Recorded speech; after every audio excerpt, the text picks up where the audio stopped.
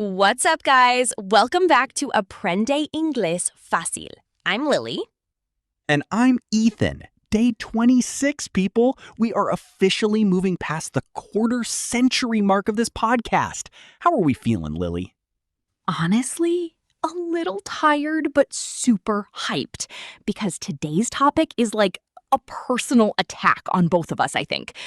We are talking about habits. Why is it so incredibly easy to pick up bad habits, but then trying to build a good one feels like climbing Mount Everest in flip-flops? Dude, seriously. Why does my brain automatically learn how to scroll on TikTok for 2 hours at midnight without any effort? But if I try to read a book for 10 minutes before bed, I immediately pass out. It makes no sense. Exactly. It's all about friction and dopamine. But before we get too deep into the science, let's look at the vocabulary. For the guys listening, when you stick to something, it means you continue doing it. You don't quit. Like, I need to stick to my diet. Yeah, and on the flip side, we have picking up a habit, which means you start doing something regularly without even realizing it. Like you pick up the habit of biting your nails when you're stressed. Right. So, Ethan, let's get real. What is a bad habit that you've picked up recently that you're secretly trying to kick? And by the way, to kick a habit means to stop doing it permanently. Oof, calling me out in the first 2 minutes, okay? Honestly, my worst habit right now is snoozing my alarm. I set it for 6 a.m., right? Because in my head, I'm that productive guy we talked about yesterday. But when it goes off, I don't even wake up fully. My hand just automatically hits that snooze button like 3 times. By the time I actually get out of bed, it's 6:45, I'm stressed, and I'm already lagging behind. See, that is a classic habit loop. There's a trigger, a routine, and a reward. The trigger is the annoying alarm. The routine is hitting snooze. The reward is 9 more minutes of glorious, warm sleep. But in the long run, it completely ruins your morning. Oh, totally. It ruins the whole vibe. But what about you, Lily? You look like you have your life completely together. Do you have any hidden dark habits? Oh, trust me, I am far from perfect. My worst habit is mindless snacking when I'm working. Like, I'll be typing an email, and without even thinking, I'll walk into the kitchen, open the pantry, and grab a bag of chips. I'm not even hungry. It's just like pure boredom. I'm trying to cut back on it, but it's tough. To cut back on. That's a beautiful phrasal verb right there. It means to reduce the amount of something you consume or do. Like, I need to cut back on coffee, which is another thing I will never do, by the way. I love my caffeine. Yeah, good luck cutting back on that. But basically, the secret to breaking these loops is making the bad habits difficult. Like, for your alarm problem, why don't you just put your phone on the other side of the room? That way you're forced to physically get up to turn it off. Dude, I tried that once. You know what happened? I got up, walked across the room, turned it off, walked back to bed, and fell asleep on top of the covers. My brain is a criminal mastermind when it comes to avoiding work, honestly. Wow. Okay, you are a hopeless case, Ethan.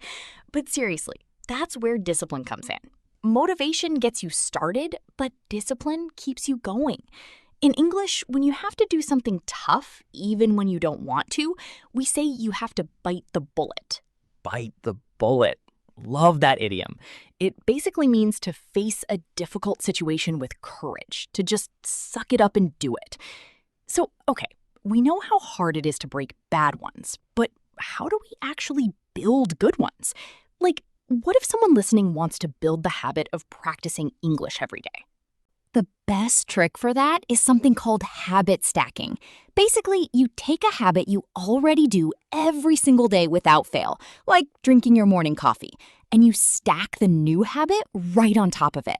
Oh, that's actually brilliant. So you tell yourself, right after I pour my coffee, I'm going to listen to 5 minutes of the Lily and Ethan podcast. Exactly. You don't try to change your whole life overnight. You start small. If you try to go from doing 0 exercise to working out 2 hours a day, you're going to burn out by Wednesday. You gotta start with micro habits. Do 5 push-ups, read 1 page of a book, learn 1 new English phrase. Right, because those small wins build momentum. In English, when something starts gaining speed and becoming easier, we say it gathers steam or builds momentum. Once you get the ball rolling, it takes less mental effort to keep it alive. Yes, to get the ball rolling. Another great idiom for starting a process. And the key is consistency. They say it takes about 21 days to form a basic habit and like 66 days for it to become automatic. So you have to show up, even when you're not in the mood. Man, showing up when you're not in the mood is the hardest part. There are days where I look at my running shoes and I'm just like, nope, not today. And that's fine. Missing one day won't ruin your progress. The golden rule is never miss twice. If you miss one day, it's an accident. If you miss 2 days in a row, you're starting a new bad habit. Wow, never miss twice. I'm writing that down on a sticky note immediately. But you know what else plays a massive role in this? Your environment. If you want to stop eating junk food, but your pantry is packed with cookies and chocolate, you're setting yourself up for failure. Oh, big time. You're fighting a losing battle. If you want to study English, but your phone is sitting right next to your notebook buzzing with Instagram notifications, you're doomed. You have to friction-proof your life. Hide the distractions, make the good things visible. Doomed. Great word. It means bound to fail or suffer a terrible fate. And yeah, I noticed that when I put my guitar in the closet, I never played it. But once I put it on a stand right next to my desk, I started picking it up and playing for 10 minutes every day, just because it was right there. Exactly. Out of sight, out of mind. And the opposite is true. If it's right in your face, you're way more likely to do it. It's all about making the good path the path of least resistance. All right, we've been throwing around some serious vocabulary gems today. Let's do a quick rundown for our listeners so they can take notes. Let's do it. First, we had stick to, which means to stay committed to a routine. Then we talked about picking up a habit, which is starting something new unconsciously. We also used kick a habit, which means to stop doing a bad habit for good, and cut back on, meaning to reduce the consumption of something. On the idiom side, we had bite the bullet, which means to face a hard task and just do it. And get the ball rolling, which means to kickstart a process or project. Finally, we mentioned being doomed, which means guaranteed to fail if you don't change something. Solid list. Well, guys, that is day 26 in the books. Building habits is a slow process, so be patient with yourselves. Just focus on getting 1% better every day. For real. Tell us in the comments, what is one good habit you are trying to build right now? Or one bad habit you're trying to kick? Let's practice that English down below. Don't forget to smash that like button, subscribe to Aprende Inglés Facil, and share this with someone who needs to stop hitting the snooze button. Hey, stop looking at me. Catch you guys tomorrow for day 27. Bye-bye. See ya.